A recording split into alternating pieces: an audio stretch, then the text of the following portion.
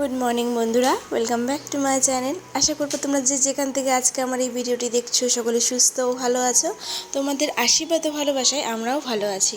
সকাল সকাল মেয়েকে স্কুলে দিয়ে চলে এসেছি।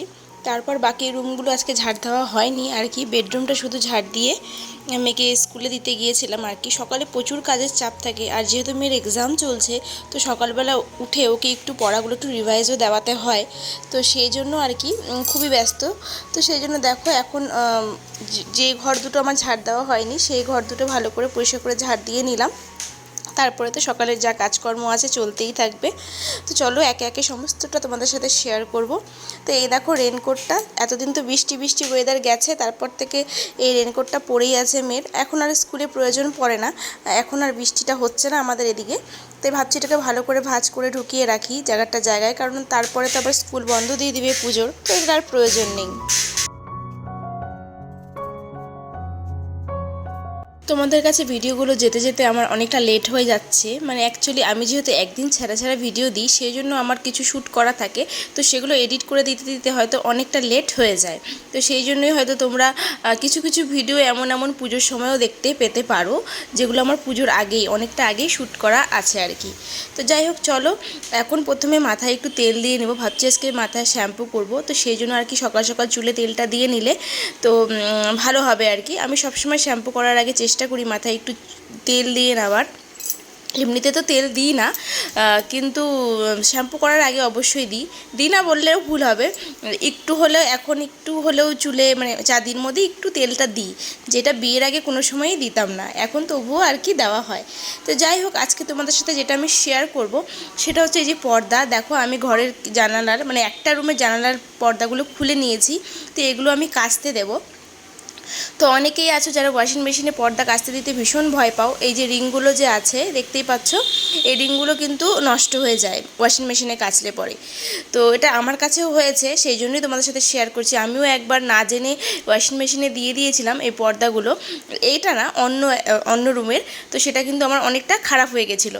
তো তারপর থেকে আমি যেটা করি সেই ট্রিক্সটা তোমাদের সাথে শেয়ার করছি, ওয়াশিং মেশিনে কী করে পর্দাগুলো কাচতে হয়।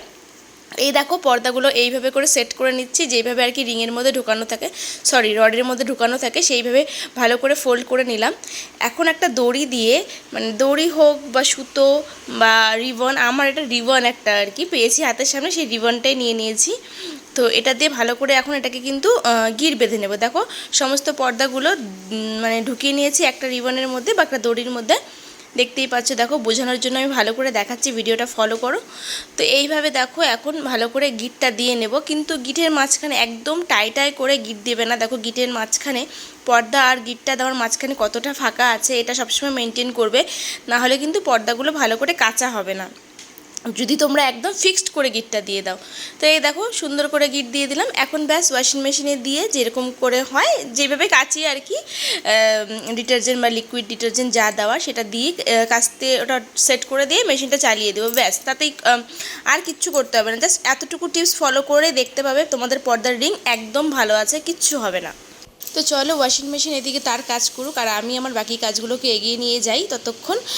প্রথমে যা করব সবজিগুলো কেটে নেব আর কি রান্নাঘরে। তো আজকের বাজার এখনও আসেনি, মানে মাছ রান্না হবে, হাজব্যান্ড বলেছে কাজ থেকে ফেরার পথে মাছ নিয়ে আসবে, তো ওর আসতে হয়তো একটু সময় লাগবে। ততক্ষণ আরেকটা যে তরকারি করব সেটা আমি কেটে রেখে জোগাড় করে রাখি, তাতে আমার সুবিধা হবে। তো সেটারই জোগাড় করছিলাম। তো আজকে রান্না করব পুঁই শাক বা পুঁই ডাঁটার তরকারি, মিষ্টি কুমড়ো আলু বেগুন দিয়ে সব রকমের সবজি দিয়ে। তো সেটাই চলো কেটে নিই একে একে করে সুন্দর করে, তারপরে বাকি কাজ করব।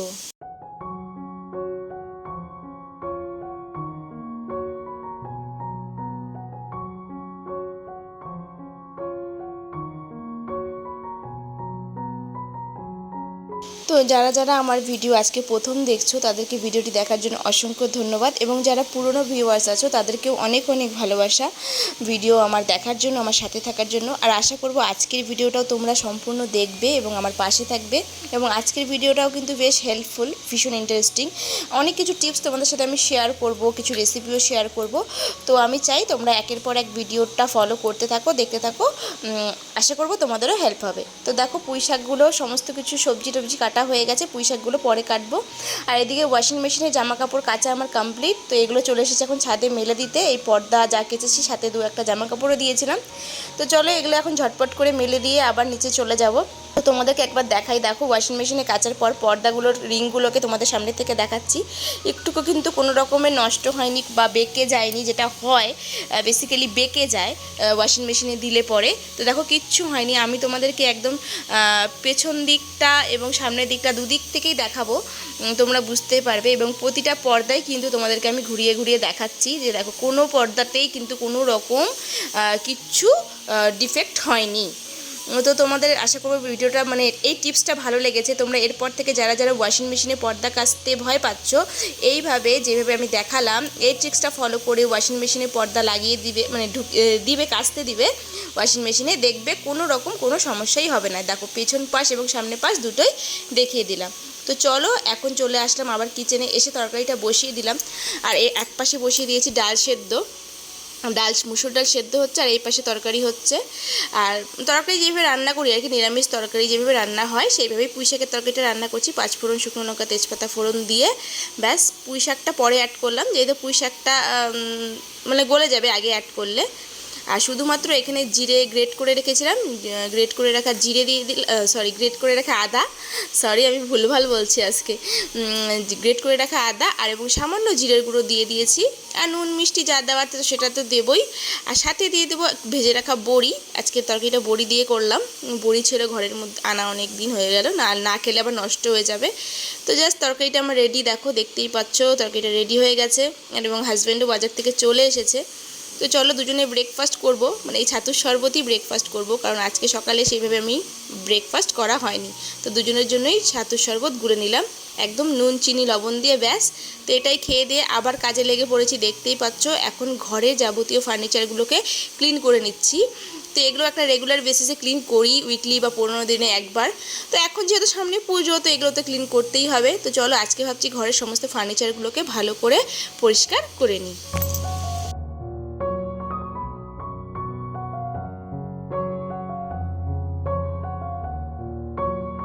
এদিকে হাজব্যান্ড বাজার থেকে নিয়ে এসেছে ইলিশ মাছ, তো সেটাকেও আমাকে রান্না করতে হবে। তো সেটাকে আমি ধুয়ে পরিষ্কার করে রেখে এসেছি, সেটা তোমাদের সাথে শেয়ার করিনি। তো ভাবছিলাম যে প্রথমে ফার্নিচারগুলো পরিষ্কার করে নিই, ভাবছিলাম প্রথমে ভেবেছিলাম দুটো আলমারি পরিষ্কার করব, কিন্তু তারপরে আবার মনটা মানলো না, মনে হলো যে না এই খাটটা আবার বাকি রাখি কেন, আর খাটটা আর ওয়াশিং মেশিনটাও পরিষ্কার করে নিই একবারই, তাহলে কাজটা আমার হয়ে যাবে।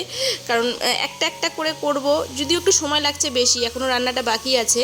তো ভাবলাম যাক সময় লাগুক, কিন্তু আজকে আমি এই ক্লিনিংয়ের কাজটা কমপ্লিট করে নিই, যাতে পুজোর আগে আমাকে আর এগুলো ধরতে না হয়। পুজোর সময় আমরা নানান কাজে ব্যস্ত থাকবো, এখনও শপিং হয়নি, এই সমস্ত দিক তো আছেই। তো যাই হোক, তারপরে মেয়ের এক্সাম চলছে, সত্যি কথা বলতে খুবই ব্যস্ত। তারপরে আমার সেলাইয়ের কাজ আছে। তো ভাবলাম না করেই নিই, যখন একটু আজকে মনে করেছি তো করব। তো সত্যি কথা বলতে করেই ফেলি, একটু সময় লাগবে আর কি, দুটোর লাঞ্চ 2:30টাই হবে, এইটুকুই, আর কিছুই না। তো দেখতেই পাচ্ছ একে একে সমস্ত খাট, দুটো আলমারি, ওয়াশিং মেশিন সমস্ত কিছু পরিষ্কার করে নিয়েছি।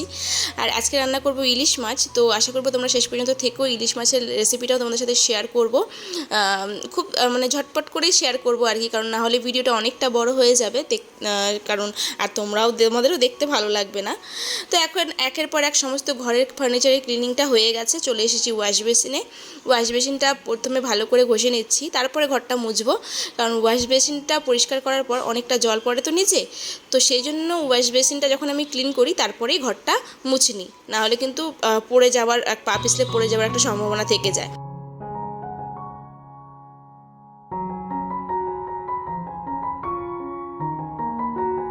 তো পুজো তো চলেই এসেছে বলতেই পারি, কারণ এই ভিডিওটা যখন আমি পোস্ট হবে তোমাদের কাছে পৌঁছাবে তার হয়তো 2-1 দিন বাকি থাকবে পুজোর আর কি। তো তোমরাও নিশ্চয়ই খুব ভালো করে নিজেদের ঘরগুলোকে গুছিয়েছো আশা করব। সবাই তো এখন পুজোর কাজে ব্যস্ত, ঘরকে নানা রকম সাজানোতে ব্যস্ত, নিজেরা সাজতে ব্যস্ত। তো কার কেমন পুজোর কেনাকাটা হলো, কার হয়েছে, কার হয়নি, অবশ্যই কমেন্ট বক্সে জানাবে। তো দেখো এখানে আমি সার্ফ মানে ডিটারজেন্ট যেটাতে জামা কাপড় কাচি সেটাকে ঢেলে নিচ্ছিলাম। তো আমি এখানে কিভাবে ঢালছি সেই এই ট্রিক্সটা তোমাদের সাথে একটু ছোট্ট করে ফলো মানে বলে দিচ্ছি, তোমাদেরকে শেয়ার করছি। কারণ যারা আমরা হোস্টেলে থাকি, যে সমস্ত ছেলেমেয়েরা হোস্টেলে থাকো, তাদের কাছে সবসময় এরকম মানে তাদের কাছে মানে তাদের এটা খুব কাজে লাগবে। দেখো একটা পিসবোর্ড টাইপের বা পেপারও নিতে পারো, এইভাবে ঝালমুড়ি ঠোঙার মতন মুড়িয়ে নিয়েছি। তো অনেকে আছে কি করে জলের বোতলে সার্ফ রাখি, তো আমার এটা শ্যাম্পুর বোতল ছিল, তো আমি এখানে সার্ফ রাখি। তো এটা যেহেতু মুখটা ছোট, ঢালতে অসুবিধা হয়, তো আমি এইভাবে করে একটা ফাইনালের মতন বানিয়ে নিই, পেপার মুড়িয়ে ব্যাস তারপরে সার্ফ ভরি, তাতে সার্ফ কিন্তু নিচে পড়ে না। আর এই বোতলটা আমি ইউজ করি এই কারণে, যেহেতু এইটা একদম সরু বোতলটা, তো আমার এটা বাথরুমে রাখতে সুবিধা হয়, খুব অল্প জায়গা নেয় সেই জন্য। তো কেমন লাগলো টিপসটা অবশ্যই কমেন্ট বক্সে জানাবে। তো স্নান করে চলে এসেছি, যেগুলো সকালে কেচেছিলাম ওয়াশিং মেশিনে, তো সেগুলো তো শুকিয়ে গেছে, পর্দা টর্দা যা ছিল সমস্ত কিছু একদম শুকিয়ে গেছে। ওয়াশিং মেশিনে জামা কাপড় তো শুকোতে বেশি সময় লাগে না। আর এখন আবার কিছু জামা কাপড় কেচেছি, যেগুলো দিয়ে ক্লিনিং করলাম, সেই সমস্ত কাপড় টাপড় এবং নিজের জামা কাপড় সমস্ত কিছু আবার কেচেছি, সেগুলো ভালো করে মেলে দিচ্ছি। মেলে দিয়ে এখন ছাদেই আমি সূর্য প্রণামটা করে নিই। ছাদে আমার একটা কল লাগানোই আছে, সূর্য প্রণাম করে নিচে গিয়ে ঘরের পুজো দেবো। তো দেখো পর্দাগুলো যেহেতু শুকিয়ে গেছে, সেই জন্য পর্দাগুলো আগে সেট করে নিলাম, লাগিয়ে নিলাম, নাহলে ঘরটা ভালো লাগছিল না, একদম খুব আলো আসছিল। তো পর্দাগুলো শুকিয়ে গেছে, তো সেই জন্য আর কি লাগিয়ে নিলাম। দেখো পর্দাগুলো বেশ পরিষ্কার হয়েছে এবং কোনো রকম কিন্তু কোনো এর মধ্যে অসুবিধা হয়নি, যে রিংয়ের যে সমস্যাটা হয় কিচ্ছু হয়নি। তো চলো আবার চলে আসি কিচেনে। এখন রান্না করব ইলিশ মাছ, যেটা ভাজতে বসিয়ে দিয়েছি, দেখতেই পাচ্ছ। তো চলো রেসিপিটাও তোমাদের সাথে শেয়ার করব। মাছগুলো আগে ভেজে নিই, তারপরে চলো একে একে তোমাদের সাথে রেসিপিটা আমি শেয়ার করছি।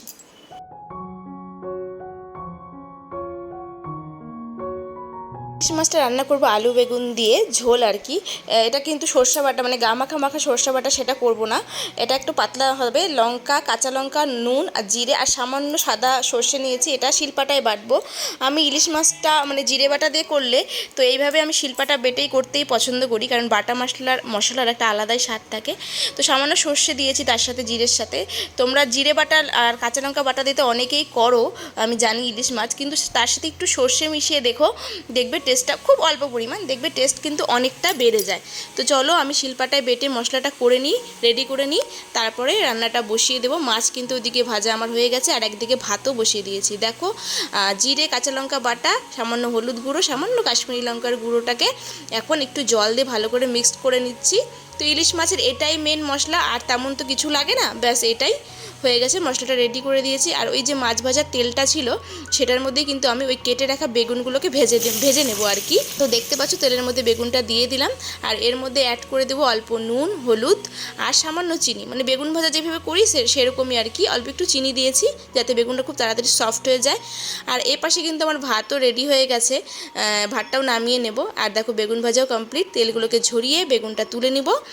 আর ভাতটা নামিয়ে নিয়েছি বললামই। আর যেহেতু একটা তরকারি আমার হয়ে গেছে, তো এটা করলেই হয়ে যাবে। তো সে আবার আরেকটু তেল দিয়ে কড়াইতে, তার মধ্যে গোটা জিরে এবং কাঁচা লঙ্কা ফোড়ন দিলাম। তোমরা কালো জিরেও দিতে পারো ফোড়নে, কোনো অসুবিধা নেই, আমি গোটা জিরে দিয়েছি। এখন কেটে রাখা আলুগুলোকে দিয়ে ভালো করে নেড়ে চেড়ে, একটু নুন দিয়ে দেবো, নেড়ে চেড়ে এটা ঢাকা দিয়ে দেবো, যেহেতু আলুগুলোকে ভালো করে সেদ্ধ হতে দেবো এবং লাল লাল করে ভেজে নেব, কারণ বেগুনগুলো তো অলরেডি ভাজা এবং বেগুন তো খুব তাড়াতাড়ি সফট হয়ে যায় জানোই। তো হয়ে গেছে আলুগুলো ভাজা, আলুগুলো কিন্তু সেদ্ধও হয়ে গেছে। ওই যে মশলাটা করে রেখেছিলাম সেই মশলার পেস্টটা অ্যাড করে দিলাম এবং সাথে দিয়ে দিলাম একটু প্লেটটা ধুয়ে জল, ব্যাস একটু চিনি দিয়ে দিলাম। অবশ্যই রান্নাতে একটু চিনি ইউজ করো, সামান্য, দেখবে রান্নার টেস্টটা দ্বিগুণ হয়ে যাবে। তো ব্যাস হয়ে গেল, দেখতেই পাচ্ছ পুরো মশলাটা কষিয়ে নিয়েছি। এখন তার মধ্যে অ্যাড করে দিলাম বেগুন অ্যাড করা হয়ে গেল, হয়ে গিয়ে একটু নেড়ে চেড়ে নিয়ে দিয়ে দেবো গরম জল। অবশ্যই গরম জল ইউজ করতে হবে রান্নাতে। তো দেখো ব্যাস আমার হয়ে গেছে, এটা ফুটে গেলেই বাস মাছ অ্যাড করে দিব, তাহলেই আমার ইলিশ মাছের তেল ঝোল রেডি হয়ে যাবে। দেখো মাছগুলো অ্যাড করে দিচ্ছি। তো একদম সিম্পল, খুব তাড়াতাড়ি ইলিশ মাছ রান্না হয়ে যায়, কোনো অসুবিধা নেই, কোনো ঝামেলা নেই। একবার এইভাবে ট্রাই করো এবং খেতেও অসাধারণ হয়েছিল। আর নামানোর আগে অবশ্যই একটু কাঁচা লঙ্কা চেরা দিয়ে দিবে, 3-4টে কাঁচা লঙ্কার একটা ফ্লেভার চলে আসবে। তো দেখো কি সুন্দর হয়েছে, এটা বাটিতে ঢালার পর লুকটা একবার দেখো কি অসাধারণ লাগছিল এবং খেতেও বেশ ভালো হয়েছিল, আর মাছটাও খুব টেস্টি ছিল। তো চলো আজকের ভিডিওটাকে আমি এখানে শেষ করছি, আশা করবো ভিডিওটা তোমাদের ভালো লেগেছে।